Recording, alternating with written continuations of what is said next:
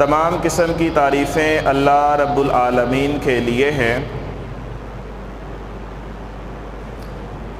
جو شروع سے تھا، جو آخر تک ہوگا، جب کچھ بھی نہ ہوگا تو وہ اکیلی رب العالمین کی ذات ہوگی۔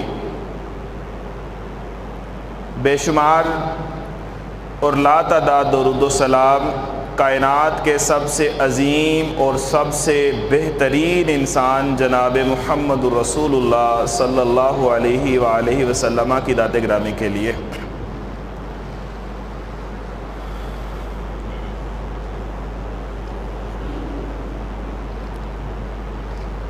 یوں تو دنیا کے اندر انسان کو اللہ تعالیٰ نے جو ایک ایک سانس عطا کی ہے وہ بہت قیمتی ہے۔ اللہ نے انسان کو جو ایک ایک لمحہ اور ایک ایک سانس عطا فرمائی ہے وہ بہت قیمتی ہے، اور اس کی دو وجوہات ہیں۔ پہلی وجہ تو یہ ہے کہ جو ہم سانس لے لیتے ہیں اور جس سانس کو ہم استعمال کر لیتے ہیں، پوری دنیا کی قیمتیں جمع کر کے ہم لگا دیں تو اس سانس کو دوبارہ واپس نہیں لا سکتے۔ اور اسی طرح جو زندگی کا لمحہ اور وقت ہم گزار دیتے ہیں، وہ کائنات کی کوئی بھی ٹیکنالوجی جتنی مرضی ترقی کر لے، جتنا مرضی خرچ کر لے، اس لمحے کو دوبارہ واپس نہیں لا سکتی۔ اور دوسری وجہ کہ ہم نے جو اپنی اس زندگی کے اندر کرنا ہے وہی اگلی کبھی نہ ختم ہونے والی زندگی کے اندر ہم نے کاٹنا ہے۔ جو اس زندگی میں بوئیں گے وہ اس زندگی کے اندر ہم کاٹیں گے۔ اس لیے یہ زندگی، یہ سانسیں، یہ لمحے، یہ وقت بہت قیمتی ہے جو انسان کو اللہ نے عطا فرمایا۔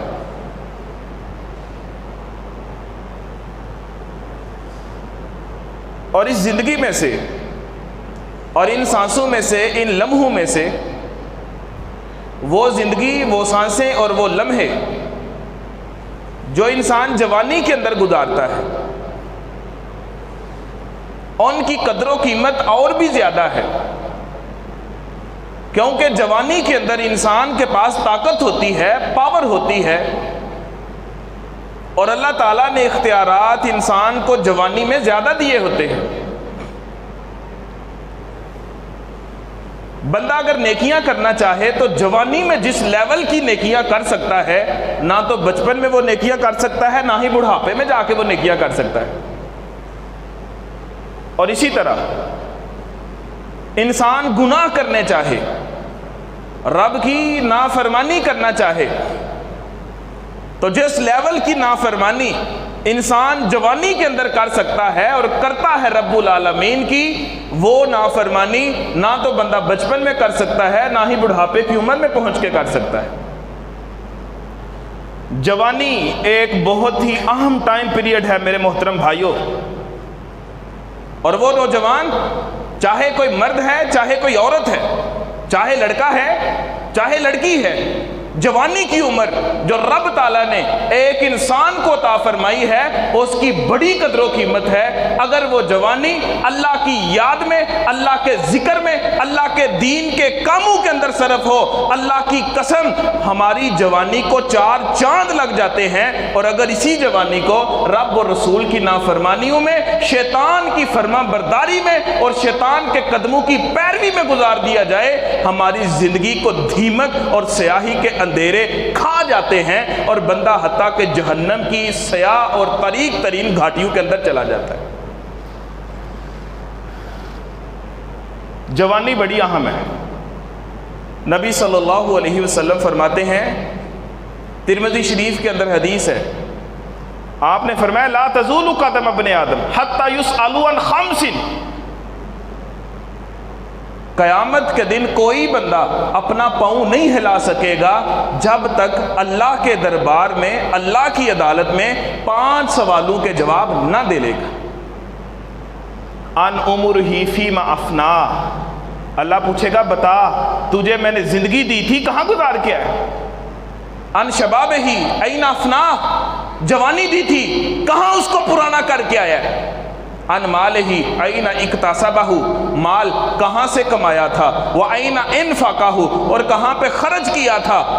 وَمَاذَا عَلِمَ فِيمَا عَمِلَ، اور جو علم حاصل کیا تھا وہ کون سا تھا اور اس کے اوپر عمل کتنا کیا تھا؟ اب اس کے اوپر غور کریں نا، سارے سوال تقریباً جوانی کے بنتے ہیں۔ پہلا تو سوال ساری عمر کا، دوسرا سوال جوانی کا، تیسرا سوال مال کمایا کہاں سے؟ جوانی میں انسان مال کماتا ہے، خرچ کہاں پہ کیا؟ جوانی میں انسان مال کو خرچ کرتا ہے۔ علم کون سا حاصل کیا؟ جوانی میں انسان علم حاصل کرتا ہے۔ بتا اس کے اوپر عمل کتنا کیا؟ جوانی میں انسان کے پاس عمل کرنے کی طاقت زیادہ ہوتی ہے۔ تقریباً سمجھ لیں پانچوں کے پانچوں سوال، یا اس میں سے 4 سوال ایسے ہیں جو اللہ جوانی کے متعلق قیامت کے دن پوچھنے والا ہے۔ اگر جوانی اتنی اہم ہے نا تو اللہ تعالیٰ نے اس جوانی کو خوبصورت کرنے کے لیے اور اس کو نکھارنے کے لیے اور اس کو سنوارنے کے لیے قرآن اور حدیث کے اندر بے شمار میرے اور آپ کے لیے سبق رکھے ہیں۔ ان چند اسباق میں سے 3-4 سبق آج کے جمعے میں آپ بھائیوں اور بہنوں کے سامنے رکھوں گا کہ اللہ نے جوانوں کو کون کون سے سبق اور کون کون سی نصیحتیں قرآن کی روشنی میں فرمائی ہے۔ اللہ کا قرآن ہے اور اس میں سورہ یوسف ہے، اور یہ ایسی سورت ہے اس کے شروع کے اندر اللہ نے فرمایا نحن نقص علیک احسن القصص۔ قصے تو بڑے قرآن میں بیان ہوئے ہیں، جو بہترین قصوں میں سے ایک بہترین قصہ ہے جس میں سب سے بہترین سبق ہے تمہارے لیے، وہ یہ ہے جو سورہ یوسف کے اندر اللہ نے جناب یوسف علیہ السلام کا ذکر فرمایا۔ اللہ وہ کیسے؟ اللہ کہتے ہیں میرا پیغمبر تھا، نوجوان تھا، اور خوبصورتی اتنی، جوانی اس قدر، اور خوبصورتی کی انتہا کہ میرے اور آپ کے نبی محمد صلی اللہ علیہ وسلم فرماتے ہیں اللہ نے جناب یوسف علیہ السلام کو آدی کائنات کا حسن عطا فرما دیا تھا۔ بات الگ ہے کہ آدی کائنات کا حسن اور جناب یوسف علیہ السلام کا حسن مل ملا کے پوری دنیا کے تمام حسنوں کو جمع کر کے اللہ نے میرے اور آپ کا پیر مرشد جناب محمد کریم صلی اللہ علیہ وسلم کو عطا فرمایا تھا۔ فرمایا یوسف علیہ السلام جوانی کی عمر میں مصر کا بادشاہ عزیز مصر اس کے گھر کے اندر ہے، اور اس کی بیوی بہت بڑے محل کے اندر دروازوں کو بند کرتی ہے، موقع بناتی ہے، اور جناب یوسف کو کہتی ہے حیت لک وغلقت الابواب، سارے دروازے میں نے بند کر لیے ہیں، کوئی دیکھنے والا نہیں ہے، میرا خاوند جو ہے وہ گھر پہ موجود نہیں ہے، دروازے سارے بند کر دیے ہیں، آؤ تم بھی کنوارے ہو، نوجوان ہو، میری بھی خوبصورتی ہے، آؤ تم میرے ساتھ گناہ کرو، میں تجھے گناہ کا ارادہ کر کے گناہ کی دعوت دے رہی۔ نوجوانوں کے لیے اصلاح اور نوجوانوں کے لیے سبق۔ جناب یوسف علیہ السلام امام ابن قیم رحمہ اللہ نے، میں رات کو پڑھ رہا تھا اپنی کتاب الجواب الکافی کے اندر لکھا ہے 12 سبب تھے کہ حضرت یوسف پھسل سکتے تھے، 12 اسباب ان کے پاس موجود تھے، ان میں سے چند کا ذکر کر دیتا ہوں۔ پہلا سبب یہ تھا کہ حضرت یوسف علیہ السلام خوبصورت بھی بڑے تھے، دوسرا سبب یہ تھا کہ کنوارے تھے، تیسرا سبب یہ تھا کہ اکیلے تنہا عورت کے پاس موجود تھے، چوتھا سبب یہ تھا کہ گناہ کی دعوت عورت دے رہی تھی، 5واں سبب یہ تھا عورت بھی خوبصورت تھی، حسین و جمیل تھی، 6واں سبب یہ تھا کہ عورت جو ہے وہ بڑے خاندان سے تھی، 7واں سبب یہ تھا کہ عورت دعوت دے رہی تھی اور اس وقت کو اتنا بڑا قانون بھی نہیں تھا کہ اس کو کوئی سزا مل جاتی، 8واں سبب یہ تھا دنیا کا کوئی دیکھنے والا نہیں تھا۔ یہ سارے اسباب مل کے حضرت یوسف علیہ السلام کو گناہ کے اوپر ابھار سکتے تھے، لیکن جوانوں سبق ہے اللہ کی طرف سے قرآن مجید کی سورت یوسف کی روشنی میں، جناب یوسف علیہ السلام کے تذکرے میں جناب یوسف سارے سبب ہونے کے باوجود، عورت کی دعوت ملنے کے باوجود کیا کہتے ہیں؟ قال معاذ اللہ، میں اللہ کی پناہ میں آتا ہوں، میں جس چیز کی طرف تو مجھے بلا رہی ہے اس کی طرف نہیں جا سکتا۔ کیوں؟ یہ رب کی نافرمانی ہے، میں رب کی نافرمانی نہیں کر سکتا۔ اپنے نفس کی خواہش کو پورا کرنے کے لیے میں رب کی بغاوت اور رب کی حدود کو توڑ نہیں سکتا۔ یہ جناب یوسف علیہ السلام نے بند کمرو کے اندر اس عزیز مصر کی عورت کو جواب دے دیا تھا، اور اس جواب کو اللہ سبحانہ و تعالی نے سورت یوسف کی 23 نمبر آیت میں بیان کیا ہے۔ اور میرے محترم بھائیوں، قرآن مجید کہتا ہے کہ یوسف علیہ السلام کو جب عزیز مصر کی بیوی نے بہکایا، پھسلانے کی کوشش کی، تو یوسف علیہ السلام اس وقت اللہ ان کے متعلق کہتا ہے وَهَمَّ بِهَا لَوْلَا أَن رَأَىٰ بُرْهَانَ رَبِّهِ، اگر حضرت یوسف رب کی کوئی نشانی اور دلیل نہ دیکھ لیتے، شاید ارادہ کر لیتے، لیکن میرے یوسف اتنے پاک باز تھے کہ یوسف نے گناہ کا ارادہ بھی نہیں کیا تھا۔ سبحان اللہ، گناہ کا ارادہ بھی نہیں کیا، گناہ نہیں کیا، اور ساتھ میں رب سے کیا کہا؟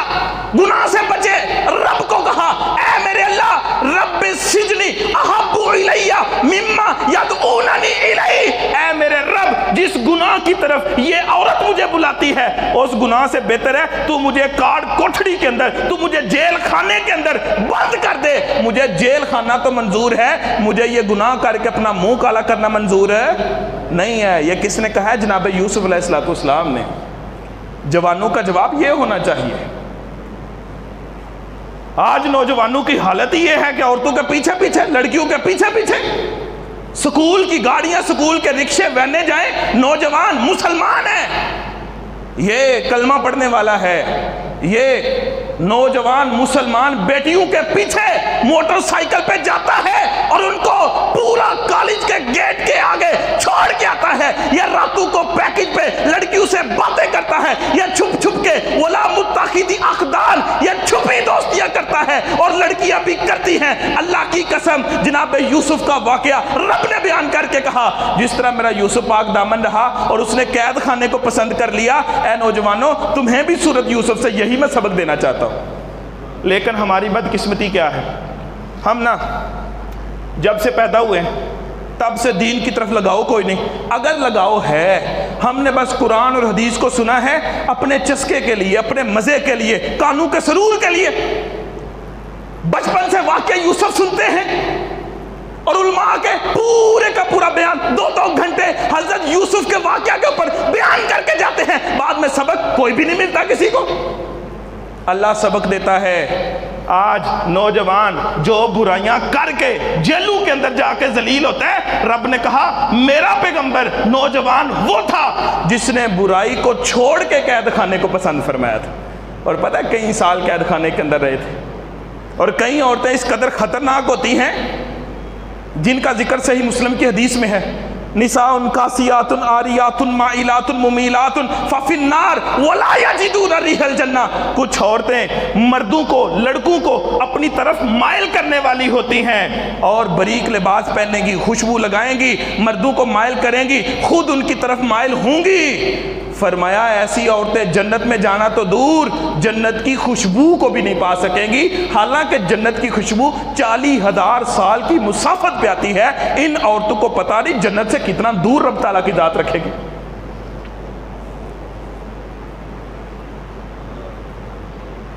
وہ جو ہے نا سورہ یوسف کے اندر کہ شہر کی عورتیں کٹھی ہوئیں اور انہوں نے وہ چھریاں پکڑی اور فروٹ پھل لیے اور ساتھ میں کوئی ڈشیں لی، اور اسی اسنا میں جناب یوسف علیہ السلام کو لایا گیا تو انہوں نے اپنے ہاتھ کاٹ دیے۔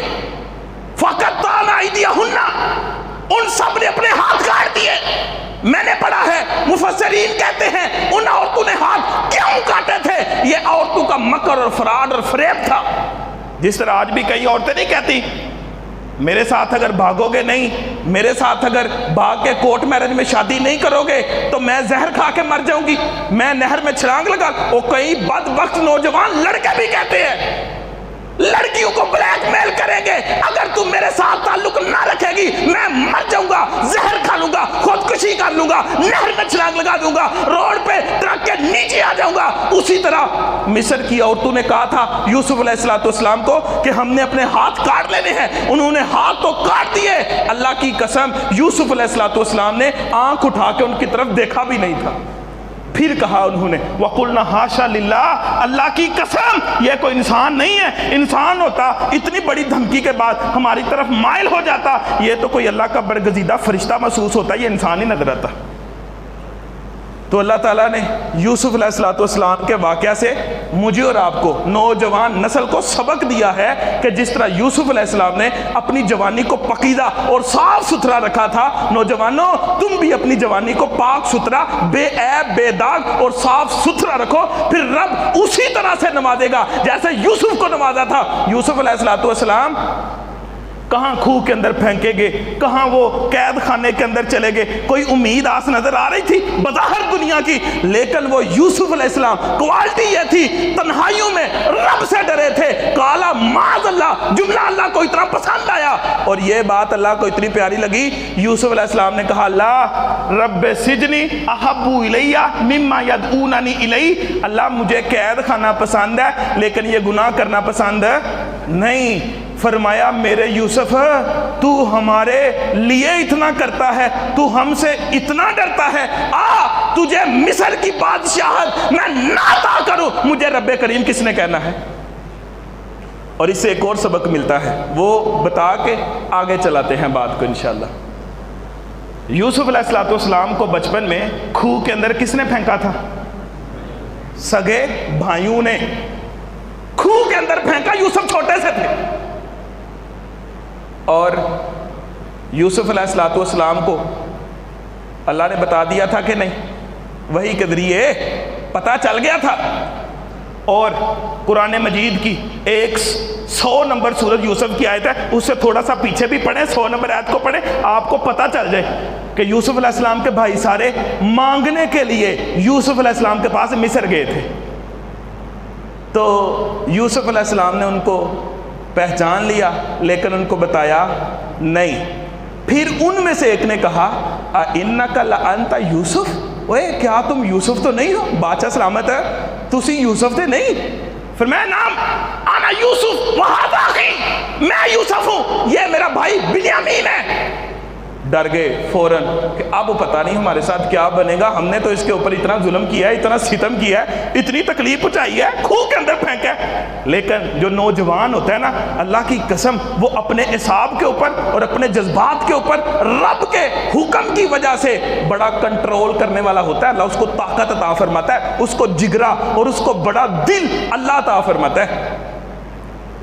اچھا بادشاہ بھی تھے، غلہ بھی وہ مانگنے آئے تھے، سگے بھائی بھی تھے، ظلم بھی کیا تھا، پہچان بھی لیا تھا، پھنس بھی گئے تھے، پاس کھڑے تھے، ڈر گئے۔ فرمایا ڈرو نا، ڈرو نا، لا تثریب علیکم اليوم، اور میں تم سے بدلہ نہیں لوں گا، میں تم کو معاف کرتا ہوں۔ ان کو معاف کر دیا۔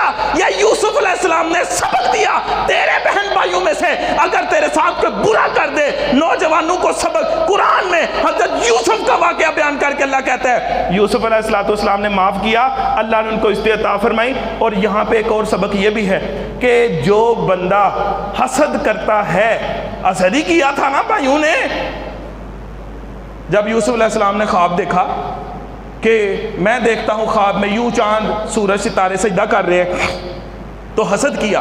حالانکہ حضرت یعقوب علیہ السلام نے کہا تھا بیٹا یہ خواب بیان نہ کرنا کسی کے سامنے، بھائی تدبیر کریں گے۔ اب انہوں نے حسد کیا اور حسد یوسف علیہ السلام کے اوپر کیا۔ اب دیکھو وقتی طور پہ تو کوئی نقصان ہو سکتا ہے، کوئی تکلیف پہنچ سکتی ہے جس سے حسد کیا جاتا ہے، لیکن اللہ عزتیں اور کامیابیاں اسی کو دیتا ہے جس سے حسد کیا جاتا ہے، اور ذلیل اور خوار اور رسوا ان کو کرتا ہے جو حسد کرنے والے ہوتے ہیں۔ حسد کرنے والے تھے، چاہے نبی کے بیٹے تھے، مانگنے گئے تھے کہ نہیں؟ اور جس سے حسد کیا گیا تھا اس کو اللہ تعالیٰ نے بادشاہ بنا دیا، وہ لوگوں کے لوگوں، علاقوں کے علاقوں کو اپنا جناب غلہ اور اناج بیچ رہا ہے۔ اس لیے میرے محترم بھائیو، نوجوانوں کو سپیشلی اس میں سبق ہے۔ کیا سبق؟ پہلا سبق، گناہ کی دعوت ملے رب کی رضا کی خاطر چھوڑ دو۔ دوسرا سبق، حضرت یوسف علیہ السلام پتہ چلنے کے بعد کہ انہوں نے مجھے تکلیفیں پہنچائی تھی، ان کو معاف کیا۔ تیسرا سبق، اگر کوئی آپ سے جلتا سڑتا بلتا ہے، پریشان نہیں ہونا، رب سارا کچھ جانتا ہے، وقت گزر سکتا ہے لیکن رب تعالیٰ آپ کو ضائع نہیں کرے گا انشاءاللہ۔ آئے قرآن کا دوسرا واقعہ دیکھتے ہیں۔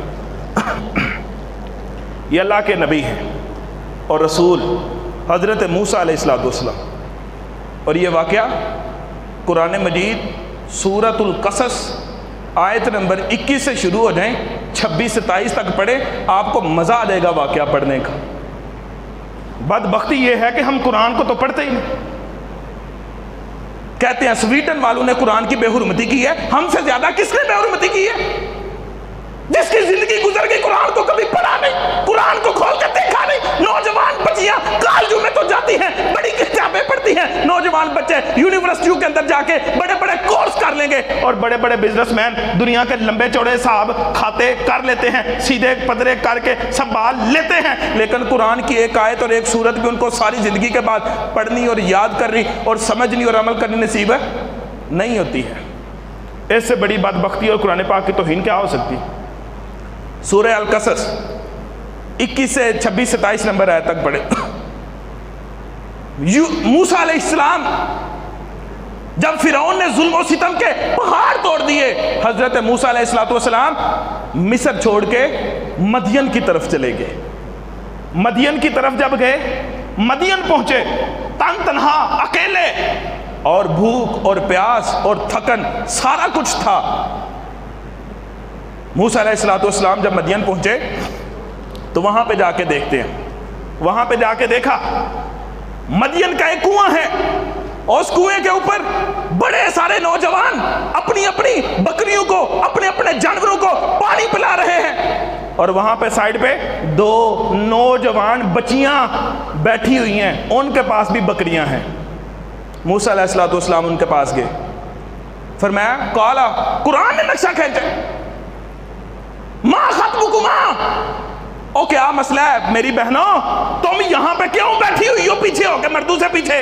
کہا ہم اپنے جانوروں کو پانی پلانے کے لیے آئی ہیں، اور لا نسکی حتی،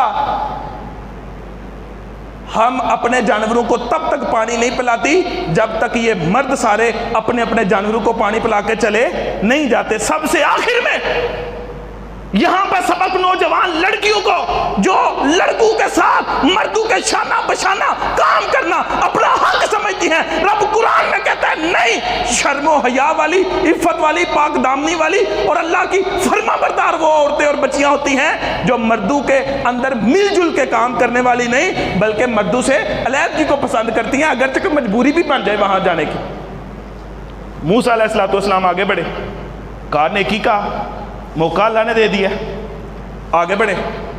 وہ پانی کے ڈول بڑے بڑے جو 10-10 بندے مل کے اٹھاتے تھے، اور وہ بھی بڑی مشکل سے موسیٰ علیہ السلام نے اکیلے وہ اٹھا کے ان دونوں بچیوں کے پاس جو بکریاں تھیں ان کو پانی پلایا، وہ چلی گئی۔ اب وہ اپنے گھر میں چلی گئی۔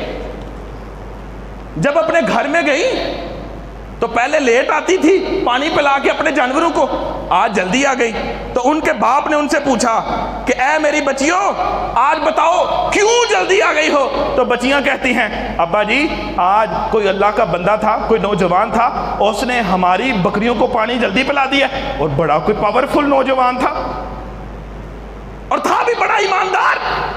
کہا کیوں؟ کہا با جب اس نے ہماری بکریوں کو پانی پلایا ہم بکریاں لے کے چلی آئی، قرآن کہتا ہے فتح واللہ، منہ دوسری طرف کیا، بچیاں اس طرف گئیں، موسیٰ نے منہ اس طرف کر دیا اور ایک سائے میں بیٹھ گئے۔ آج کا نوجوان جہاں لڑکیوں کو دیکھے اس کی نظر پیچھے رہتی ہے، جب تک گلی کی نکڑ سے مڑ نہ جائے تب تک نظر پیچھا کرتی ہے، یہ مسلمان نہیں ہے۔ اور بیٹا آرام سے بیٹھ جاؤ، کوئی نہیں ضرورت کس چیز۔ اور موسیٰ علیہ السلام دوسری طرف منہ کر کے اس درخت کے سائے میں بیٹھ کے بچیاں اپنے گھر کی طرف چلی گئیں، اپنے گھر میں چلی گئیں، اور حضرت موسیٰ ساتھ ہی دعا کرنے لگے، اللہ میں نے تیرے لیے نیکی کی ہے۔ لڑکیاں پیچھے کھڑی تھی، ان کے باپ بوڑھے ہیں، انہوں نے کہا تھا وابونا شیخ کبیر، ہمارا باپ بہت بوڑھا ہے، بھائی کوئی نہیں ہے، اس لیے مجبوری ہے پانی پلانے آئی ہیں۔ تو موسیٰ علیہ السلام نے پانی پلا کے بھیجا، تو بیٹھ کے سائے میں دعا کی تھی، ربی انی لما انزلت الیہ من خیر فقیر، اللہ اب تو اپنی طرف سے مجھے جو بھی عطا کر دے تیری مہربانی ہے، تیرا شکریہ ہے۔ بھوکے تھے، پیاسے تھے، کسی سے کچھ نہیں مانگا، رب سے دعا کی، اور اتنے میں بچیوں نے جا کے اپنے باپ کو سارا ماجرا سنایا۔ باپ نے کہا میری بیٹی جا وہاں پہ دیکھ، اگر نوجوان وہیں پہ ہوا اس کو بلا کے لے آنا۔ ایک بچی آئی، ایک بچی، دونوں بہنوں میں سے ایک بہن واپس آئی، بکریاں چھوڑ کے واپس آئی، اور آ کے دیکھا موسیٰ علیہ السلام وہاں بیٹھے تھے، اور قرآن نے کیا خوب نقشہ کھینچا ہے، فرمایا ایک بہن آئی علل استحیاء، پوری حیا کے ساتھ آئی۔ اگر اللہ کہتا نا صرف حیا تو اس میں تھوڑی حیا ہونی تھی، علل استحیاء، پوری حیا کے ساتھ۔ کیا مطلب؟ اس کا چلنا بھی حیا والا تھا، اس کا دیکھنا بھی حیا والا تھا، اس کا بولنا بھی حیا والا تھا، اس کا لباس بھی حیا والا تھا، سب کچھ حیا والا۔ وہ لڑکی آئی اور موسیٰ سے کہتی ہے، موسیٰ ان ابی یدعون الیک، میرا باپ آپ کو بلا رہا ہے۔ ساتھ میں یہ بھی بتا دیا کہ کیوں بلا رہا ہے۔ سب سے پہلے تو یہ بتایا کہ میرا ابا آپ کو بلا رہا ہے، کہ دل میں کوئی اور ہی خیال نہ ہے کہ لڑکی خود بلانے آ گئی۔ ساتھ میں یہ بھی بتایا کہ ابا بلا کیوں رہا ہے، لِتَأْجُرَ مَا سَقَيْتَ لَنَا۔ اللہ قرآن میں کہتا ہے، بچی جا کہتی ہے موسیٰ میرا باپ تم کو بلا رہا ہے، اور اس لیے بلا رہا ہے تاکہ جو تو نے ہماری بکریوں کو پانی پلایا نا، تو نے ہمارے اوپر نیکی کی ہے، میرا باپ تمہیں اس کا کوئی اجر دینا چاہتا ہے، تمہیں اس کا کوئی بدلہ دینا چاہتا ہے۔ کیا پتہ چلا، اگر کوئی نیکی کرے تو وہ دی مہربانی بھی کر دینی چاہیے، شکریہ بھی ادا کر دینا چاہیے۔ موسیٰ علیہ السلام چلے، سبحان اللہ، موسیٰ علیہ السلام اٹھے چلے، اب چال دیکھی۔ قرآن کہتا ہے موسیٰ علیہ السلام کے آگے آگے وہ بچی چلنے لگی۔ موسیٰ کہتے ہیں نا آگے میں چلوں گا، لڑکیوں کے پیچھے چلنا یہ موسیٰ علیہ السلام کا کام نہیں ہے، یہ اللہ کے نیک اور برگزیدہ بندے پیغمبر رسول اور نوجوان کا کام نہیں ہے۔ آگے میں چلوں گا، کہا میں رستہ کیسے بتاؤں گی، آپ کو تو رستے کا بھی نہیں پتا۔ کہا ہاں تو کچھ یہاں سے پتھر اور کنکر پکڑ، میں آگے آگے چلتا جاتا ہوں، جس طرف مڑنا ہوگا تو کنکر یہاں پتھر پھینک دینا، میں اس طرف مڑ جاؤں گا۔ وہاں پہ گئے، بعض تفسیروں میں لکھا ہے وہ حضرت شعیب علیہ السلام تھے، بعض میں لکھا ہے نہیں شعیب نہیں تھے، شعیب تو کافی دیر پہلے دنیا سے چلے گئے تھے، ہاں یہ ان کی قوم کے کوئی بزرگ تھے۔ بہرحال جو بھی تھے، موسیٰ گئے، موسیٰ کو کہا تجھے میں اس کا بدلہ دینا چاہتا ہوں۔ کہا بدلہ کیا، میرے پاس تو نوکری کو نہیں، میرے پاس تو کھانے پینے کے لیے کو نہیں، میرے پاس مزدوری کو نہیں، میرے پاس بیوی کو نہیں، کچھ بھی کوئی نہیں، اور میں تو کہاں مصر سے بھاگا ہوا آیا ہوں، وہاں فرعون بڑا ظلم کرتا ہے۔ کہا اب تجھے پریشان ہونے کی ضرورت نہیں ہے، 8 سال یہاں 10 سال ادھر رہ، ہماری بکریوں کو پانی شانی پلا، ہماری خدمت کر، ہماری نوکری کر، اور ساتھ میں تجھے اپنے گھر میں نوکر رکھ لیں گے، کھانا پینا تجھے ملے گا، تو ہمارا یہ کام کر دینا۔ اور اب بزرگ دیکھیں، کہا اب اس نوجوان کو اپنے گھر میں رکھوں گا تو گھر میں تو جوان بچیاں بھی ہیں، آج یہاں پہ ہے نا اے جی جوان بچیاں ہیں، کزن آ رہے ہیں جا رہے ہیں، کوئی ٹینشن ہی نہیں، کزن لینے جا رہے ہیں سکول سے کالج سے، یہ بھی نوجوان وہ بھی نوجوان بچی کالج میں سکول سے لینے جاتا ہے، کسی کی حیائی غیرت کا جنازہ پورے کا پورا نکل گیا۔ کہا موسیٰ تو بھی نوجوان ہے، میری بچیاں نوجوان گھر میں ہیں، تجھے گھر میں رکھوں گا، شادی کر، میری ایک بیٹی سے شادی تیری کر دوں۔ کہا کر دو، شادی کر دی، ایک چھوٹی بیٹی سے شادی کر دی، صفورہ اس کا نام تھا، بخاری شریف کے اندر لکھا ہے، شادی کی۔ کہا تیرا حق میں، کہا میرے پاس تو حق میری کوئی نہیں، موسیٰ علیہ السلام نے دینے کے لیے کچھ بھی نہیں۔ کہا موسیٰ تو ہماری 8 سال خدمت کرے گا پکی، وہ تیرا حق مہر ہوگا، اگر تو چاہے تو 10 پورے کر دینا، اگر تیرا دل کرے 8 سال کے بعد تو آزاد ہے یہاں سے۔ بخاری کے اندر لکھا ہے 10 سال پورے کیے بعد میں اس بزرگ نے اپنی بیٹی کا نکاح جس کا کیا تھا اس کو بھی بھیجا، ساتھ میں کچھ بکریاں دے کے بھیجی، پھر موسیٰ علیہ السلام وہاں سے رخصت ہو گئے۔ یہاں پہ ایک سبق یہ بھی ہے کہ وہ جو بچیاں تھیں ان کے جانوروں کو پانی نوجوان نے پلا دیا تھا، جب جلدی فارغ ہو گئی تھی تو وہ کہیں گھوم پھر بھی سکتی تھی، تھوڑی دیر کے بعد گھر میں جاتی، ابے کو کون سا پتہ چلنا تھا، سیدھا گھر میں گئی۔ مجبوری سے جن بچیوں کو باہر جانا پڑتا ہے ان کو چاہیے جب کام ختم ہو، جب مجبوری ختم ہو، جب فیکٹری سے چھٹی ہو، جب کالج سے چھٹی ہو، جب یونیورسٹی آف ہو، سیدھا گھر کے اندر جائیں۔ ادھر ادھر گھومنے کے نام پہ، پارٹیوں کے نام پہ، اور جہاں پکنک کے نام پہ، ٹور کے نام پہ، وزٹ کے نام پہ، اور سیر سپاٹے کے نام سے، اور مختلف جو نام شیطانی اور حیوانی اور جناب اس تعلیمی نظام نے بیڑا غرق جس نے کیا ہوا ہے، اس کی وجہ سے جو گھومنے پھرنے نکلتی ہیں، پھر تصویریں اور سارے رابطے لڑکوں سے ہوتے ہیں، پھر بے حیائیوں کے پول کھلتے ہیں۔ اللہ کی قسم حضرت موسیٰ علیہ السلام کا تذکرہ سارا کر کے سورہ القصص کے اندر رب نے بتا دیا یہ سارے ایک مسلمان نوجوان بیٹے اور بیٹی کے کام نہیں ہوا کرتے۔ اور حضرت موسیٰ نے پانی پلایا تھا تو بچیوں نے آ کے ابا کو پورا واقعہ سنایا تھا کہ نہیں، کہ کوئی نوجوان تھا اس نے ہماری بکریوں کو آج پانی پلا دیا، جلدی آگے۔ آج اللہ معاف فرمائے، یہ میرے مشاہدے کی باتیں ہوتی ہیں، میں کوئی سنی سنائی باتیں نہیں ادھر ادھر کی کر رہا، مشاہدے کی باتیں۔ بچے بچیاں اس قدر فحاشی کی طرف جا رہے ہیں، نوجوان لڑکے لڑکیوں کو موبائل گفٹ کر رہے ہیں، اور لڑکیاں چوری چوری موبائل رکھے ہیں، نہ باپ کو پتا، نہ ماں کو پتا، نہ بھائی کو پتا، نہ کسی کو پتا۔ پتا تب چلتا ہے جب عزت اور غیرت دونوں کا جنازہ نکل چکا ہوتا ہے۔ میرے محترم بھائیوں، تیسری اور آخری بات تقریباً کر کے بات کو ختم کرنے لگا۔ اللہ تعالیٰ نے قرآن مجید کے اندر حضرت موسیٰ علیہ السلام کا، یوسف علیہ السلام کا ذکر کرنے کے بعد حضرت ابراہیم علیہ السلام کا ذکر کیا، اس میں بھی نوجوانوں کے لیے سبق ہے۔ کیا سبق ہے جی؟ توجہ کے ساتھ سن لیں بات۔ حضرت ابراہیم علیہ السلام جس معاشرے میں تھے، سارے کا سارا معاشرہ مشرک تھا، بت پرست تھا، ستارہ پرست تھا، چاند کی پوجا، سورج کی پوجا، ستاروں کی پوجا، اور طرح طرح کے بت اپنے ہاتھوں سے بنا کے ان کی پوجا کرتا تھا۔ اور ابراہیم علیہ السلام نے ایک دن موقع غنیمت جانا، سارے لوگ میلے پہ گئے ہوئے تھے، اور ابراہیم علیہ السلام نے پیچھے ان کے معبد خانے میں جا کے جہاں پہ بت پڑے ہوئے تھے ان کے جا کے نا ایک کلاڑا لے کے کسی کا کان کاٹ دیا، کسی کی ٹانگ کاٹ دی، کسی کا بازو کاٹ دیا، کسی کی ناک کاٹ دی، یہ سارا کام کر کے نا تو جو کلاڑا تھا نا وہ سب سے بڑے کے کندھے پہ رکھ دیا، اس کو کچھ بھی نہیں کیا۔ یہ میلے سے واپس آئے، دیکھا کہ ساڈے بتاں دا تے حال ہی کوئی نہیں، یہ تو کوئی ڈاڈا بندہ ٹکریا انہوں کوئی۔ بات کرنے لگے یہ کس کا کام ہے؟ اب ان میں سے یہ کہتے ہیں سمینا فتح یذکرو ابراہیم یقال لہ ابراہیم، کہتا ہے مجھے لگتا ہے ایک جوان کا کام ہے، نوجوان کا، جس نوجوان کا نام ابراہیم ہے اس کو پکڑ کے لاؤ۔ کیا پتا چلا؟ توحید سمجھانے کے لیے اپنی جان ہتھیلی پر رکھ کے اگر کوئی کام کر سکتا ہے تو کون کر سکتا ہے؟ نوجوان اللہ کی توفیق سے کر سکتے ہیں۔ حضرت ابراہیم علیہ السلام کو بلایا، کہا یہ تم نے کیا کیا ہے ہمارے بتوں کے ساتھ؟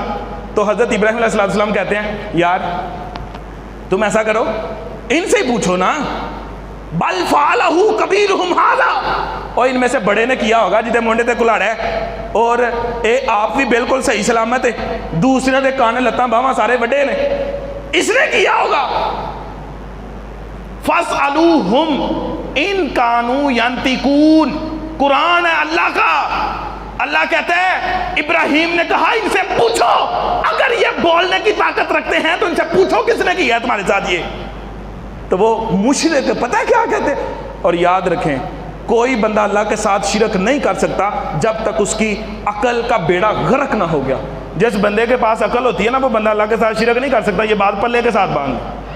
اور مشرک اپنی عقل کو نیچے رکھ کے اوپر بیٹھ جاتا ہے، عقل کو اٹھنے نہیں دیتا، ہلنے نہیں دیتا۔ مشرک کہتا ہے ابراہیم کیسی باتیں کرتے ہو، تمہیں پتہ بھی ہے کہ یہ بولتے یہ بولتے نہیں، یہ کچھ بتاتے نہیں، یہ کچھ سنتے نہیں، یہ کچھ کھاتے نہیں، یہ کچھ پیتے نہیں، یہ کچھ بھی کر سکتے نہیں۔ ابراہیم کہتے ہیں اف لکم ولم تعبدون من دون اللہ، اور تمہارے اوپر بھی اف ہے۔ بندہ نہیں پنجابی جی کہندا بڑا ہی افسوس ہے بھائی تہاڈی پھر عقل تے سوچتے۔ ابراہیم علیہ السلام کیا بھائی بڑا ہی افسوس ہے، اف ہے تمہارے اوپر، تمہیں سب کچھ ان کے بارے میں پتہ ہے پھر بھی تم ان کو پوچھتے ہو۔ تو نوجوان اللہ کی دعوت اور توحید کا کام کر سکتے ہیں۔ قرآن مجید میں نا اصحاب کہف کا واقعہ موجود ہے، 16واں پارہ ہے سورۃ کہف، آیت نمبر 9 سے لے کے 22 تک پڑھیں۔ ہم تو اللہ کا فضل ہے، اللہ کا احسان ہے، اتنا جتنا ہم شکر ادا کریں کر نہیں سکتے کام میں، کہ ہم جو بھی سناتے ہیں اللہ کے قرآن سے سناتے ہیں، اللہ کے فضل و کرم سے، یہاں حدیث سے سنائیں گے اور نمبر بھی بتائیں گے، ساتھ میں حوالے دے کے جائیں گے۔ اگر پھر بھی کوئی شرک کرتا رہے تو پھر اس کی اپنی قسمت ہے، اس کا اپنا نصیب ہے۔ وَمَا عَلَيْنَا إِلَّا الْبَلَاغُ الْمُبِينُ، ہمارے ذمہ تو دعوت کو پہنچانا ہے۔ قرآن مجید سورہ کہف 9 نمبر آیت سے 22 نمبر آیت تک پڑھیں۔ اللہ نے ان نوجوانوں کا ذکر کیا ہے۔ نوجوان کیسے تھے، کیوں اللہ نے ان کا ذکر کیا ہے؟ 309 سال سونے کے بعد اللہ نے ان کی حفاظتیں کیوں فرمائی ہیں؟ کیونکہ انہم فتیۃ آمنوا بربہم، وہ نوجوانوں کی جو جماعت تھی وہ اپنے رب پہ ایمان لاتی تھی۔ وزدناہم ہدا، اللہ کہتے ہیں جب انہوں نے ایمان ہم پہ لایا ہم نے ان کی ہدایت کو زیادہ فرما دیا۔ وَرَبَطْنَا عَلَىٰ قُلُوبِهِمْ إِذْ قَامُوا فَقَالُوا رَبُّنَا رَبُّ السَّمَاوَاتِ وَالْأَرْضِ لَن نَّدْعُوَ مِن دُونِهِ، انہوں نے کہا تھا وقت کے بڑے ظالم جابر بادشاہ کے سامنے کھڑے ہو کے آنکھوں میں آنکھیں ڈال کے، بادشاہ سلامت ہے، جن جھوٹے ربوں کی تم عبادت کرتے ہو وہ کچھ کر سکتے نہیں، اور ہم اکیلے رب العالمین کی عبادت کرتے ہیں جو پوری کائنات کا میرا تمہارا سب کا رب ہے۔ تو بادشاہ ان کے پیچھے کھتے پڑ گیا۔ جب انہوں نے دیکھا دنیا میں کوئی نکلنے کا رستہ نہیں، انہوں نے غار میں پناہ لی۔ اللہ نے پھر وہ سارا واقعہ کر دیا، تفصیل سے بتانے کی ضرورت نہیں ہے۔ اس لیے میرے محترم بھائیوں، جوانی کے اندر کوئی ایسے کام کر جائیں بڑھاپے کے اندر فائدہ ہو۔ آپ کو پتہ ہے جوانی کے اندر ہم تہجد پڑھ سکتے ہیں، ہم نے تہجد کیا پڑھنی، ہم تو فجر کے وقت نہیں اٹھتے، ساری رات نوجوان لڑکے لڑکیاں موبائل پہ لگے رہیں گے، اور صبح فجر پڑھنی، تہجد تو دور فجر پڑھنی نصیب نہیں ہوتی۔ آج فجر پڑھ لو، آج جوانی کے اندر تہجد پڑھ لو، قرآن کی تلاوت کر لو، دین کا کام کر لو، لوگوں کی خدمت کا کام کر لو۔ بخاری شریف کے اندر حدیث میں نے آج ہی صبح پڑھی ہے، اللہ کے پیغمبر فرماتے ہیں جو بندہ جوانی کے اندر کوئی نیکی کا کام کرتا رہتا ہے، یہاں اپنے علاقے میں رہتے ہوئے کوئی نیکی کا کام کرتا ہے، کبھی سفر میں گیا اور وہ کام نہیں کر پایا، کبھی بوڑھا ہو گیا بیمار ہو گیا وہ کام کرنے کی طاقت نہیں رہی، اللہ اس کو سفر کے اندر بھی اور بوڑھا ہونے کے بعد بیمار ہونے کے بعد اس کام کرنے کا برابر ثواب عطا فرماتا رہتا ہے۔ کیا مطلب ہے اس کا؟ اس کا مطلب ہے ہم جوان ہیں نا، بھی میں گھنٹہ تقریر کر سکتا ہوں، 2 گھنٹے واز کر سکتا ہوں، کل کو بوڑھے ہو جائیں گے 15 منٹ بھی بیان نہیں ہوگا، اللہ کی قسم حدیث کہتی ہے مجھے 2 گھنٹے بیان کرنے کا ثواب رب العالمین عطا کرے گا۔ کیوں؟ اللہ کو پتہ ہے یہ بوڑھا ہو گیا، اب اس سے اتنا بولا نہیں جاتا، پہلے جب جوان تھا تو 2 گھنٹے بھی بیان کر دیا کرتا تھا۔ آپ تہجد پڑھیں جوانی میں، کل بڑھاپے میں نہیں پڑھ سکیں گے، اللہ پوری تہجد کا ثواب دے گا۔ کیوں؟ اللہ کو پتہ ہے جب پڑھنے کے قابل تھا تب پڑھتا تھا، آج نہیں پڑھنے کے قابل رہا، اس کو پورے کا پورا ثواب عطا کر دو۔ آج دین کے کام کرو، کل نہیں کر پاؤ گے، اللہ کی قسم ہسپتالوں میں مریض پڑے ہو گئے، اگر اللہ نہ کرے تو پھر بھی اللہ تندرستی کے اندر کیے جانے والے اعمال ان کے برابر ثواب عطا فرماتا رہے گا۔ آخری حدیث سن لیں، بخاری شریف کے اندر ہے، حضرت عبداللہ بن عمر رضی اللہ تعالیٰ عنہ کہتے ہیں نبی صلی اللہ علیہ وسلم نے فَأَخَذَ مِنِّي بِمَنْكِبَيِّ یا مَنْكِبَيَّ دونوں لفظ موجود ہیں، کہتے ہیں کہ نبی صلی اللہ علیہ وسلم نے مجھے دونوں کندھوں سے پکڑا بڑی محبت سے اور فرمایا یا عبداللہ، اے عبداللہ بن عمر، کن فی الدنیا کأنک غریب او عابر سبیل، دنیا کے اندر اس طرح رہ جس طرح ایک غریب رہتا ہے یا عابر سبیل رہتا ہے۔ غریب اور عابر سبیل پتہ کون ہے؟ غریب اس بندے کو کہتے ہیں، پاکستان میں رہتے ہیں نا ہم، اگر سعودیہ میں جائیں، سعودیہ میں کام کریں، ادھر رہیں، تو ہم وہاں پہ کیا ہیں؟ غریب، اجنبی ہیں، وہاں پہ غریب ہے۔ اور اگر یہاں سے سعودیہ جا رہا ہے، رستے میں ہے، تو اس کو عابر سبیل کہتے ہیں، یہ بھی مسافر ہے۔ تو بتائیں ادھر سے کئی بندے باہر سے ہو کے آئے ہیں، کئی سال رہے ہیں، کبھی باہر انہوں نے اپنے گھر کوٹھیاں بنگلے بنانے کی کوشش کی ہے؟ باہر کیا کرتے ہیں یار، جو کام مقصد ہے نا وہ کام کرنا ہے، تو بال بچوں کے لیے کما لیں گے، وہ مقصد کے اوپر دھیان کرتے ہیں، اور رستے میں جاتے اگر دبئی میں سٹے ہے تو کبھی بھی وہاں پہ رہائش نہیں بناتا، وہاں پہ خواہشیں نہیں پوری کرتا، کیوں؟ اس کو پتا ہے میرا مقصد آگے جانا ہے۔ تو دنیا کے اندر ایسے رہے نوجوان، اور اسی لیے عبداللہ بن عمر اپنی اولاد کو روزانہ صبح اور شام 2 وقت بٹھا کے ایک نصیحت کرتے تھے۔ وہ نصیحت کون سی تھی؟ کہتے ہوتے تھے اے میرے بچوں، اذا اصبحت فلا تنتظر المساء، جب صبح ہو جائے نا، اللہ صبح کی توفیق دے دے اٹھنے کی، تو شام کا انتظار نہ کرو، راتی اللہ کو معافی منگائیں گے۔ وَإِذَا أَمْسَيْتَ فَلَا تَنْتَظِرِ الصَّبَاحَ، اور جب رات ہو جائے پھر صبح کا انتظار نہ کرو۔ ہم کیا کرتے ہیں نوجوانی کے اندر روزانہ اسی کہنا چلو کل تو نماز شروع کریں گے، چلو جی کل تو قرآن پڑھیں گے، چلو جی کل تو داڑھی رکھیں گے، چلو جی پھر آپ کر لیں گے، کل تو شروع کریں گے۔ یہ کیا ہے؟ یہ مسلمانی نہیں ہے۔ نبی صلی اللہ علیہ وسلم نے فرمایا صحابۃ یظلھم اللہ فی ظلہ یوم لا ظل الا ظلہ، بخاری اور مسلم دونوں کے اندر حدیث ہے۔ آپ نے فرمایا قیامت کے دن 7 قسم کے لوگوں کو اللہ اپنے عرش کے نیچے سایہ ٹھنڈا عطا فرمائے گا، جب اللہ کے عرش کے سوا کوئی سایہ نہیں ہوگا۔ ان میں سے ایک وہ نوجوان ہے رجل نشا فی عبادت اللہ، جس نے جوانی گزاری اللہ کی عبادت کے اندر۔ جوانی کا بڑا اللہ کے ہاں مقام ہے اگر اس کو اللہ کے فرما بردار اصولوں اور طریقوں کے مطابق گزارا جائے۔ یہ اسباق آپ کے سامنے میں نے مختصر وقت کے اندر رکھے۔ اللہ مجھے اور آپ کو سمجھ کے عمل کی توفیق عطا فرمائے، اور اللہ تعالی ہمیں اپنی زندگیاں قرآن اور حدیث کے مطابق اللہ اور اس کے رسول کی مرضی اور منشا والی بنانے کی توفیق عطا فرمائے۔ شیطانی رستے، شیطانی چالوں، شیطانی تدبیروں، شیطانی ہتھ کنڈوں سے بچ کے اللہ رحمانی اور ربانی زندگی بسر کرنے کی توفیق عطا فرمائے۔ واقول قولی ھذا استغفر اللہ لی ولکم ولسائر